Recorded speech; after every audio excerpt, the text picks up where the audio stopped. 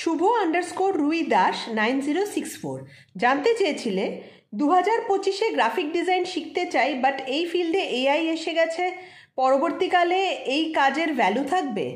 তো তোমাকে আমি একটা জিনিস বলে দেই, দেখো, আর যারা গ্রাফিক ডিজাইন বা যে কোনো টেকনিক্যাল কাজ শিখতে যাচ্ছ তাদের সবার উদ্দেশ্যে এটা বলা যে টেকনিক্যাল কাজে এখন এআই এসে গেছে। এআই এর এফেক্ট পরবর্তীকালে কি হবে আমরা খুব ভালোভাবে জানি না, তবে হ্যাঁ একটা জিনিস তো হবে ডেফিনেটলি, এখানে যে মাস রিক্রুটমেন্ট হয়, যে ম্যাসিভ ম্যান পাওয়ারের দরকার এতদিন পড়তো, সেটা কিন্তু পড়বে না।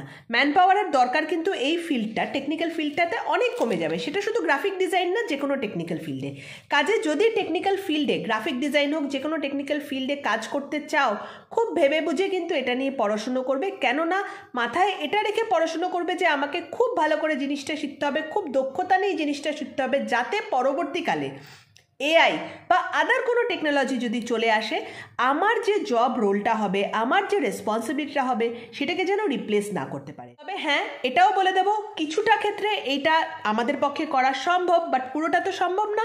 কাজে এই ভয়টা কিন্তু অনেক ক্ষেত্রেই থাকবে ফর জব রোলস, যে এআই সেটাকে রিপ্লেস করে দেবে।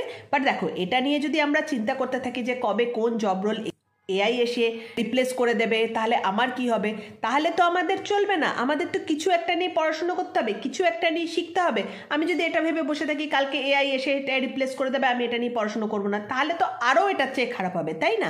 তার থেকে যেটা ভালো মনে করছো, যেটাতে নিজের ইন্টারেস্ট আছে, সেটা নিয়ে এগিয়ে যাও, সেটা নিয়ে ভালো একটা কোর্স করো, শর্ট কোর্স, ডিপ্লোমা, এইসব চক্কর থেকে বেরিয়ে ভালো কোর্স করবে, যাতে সেই ফিল্ডটাতে তোমাকে রিপ্লেস করা ডিফিকাল্ট হয়।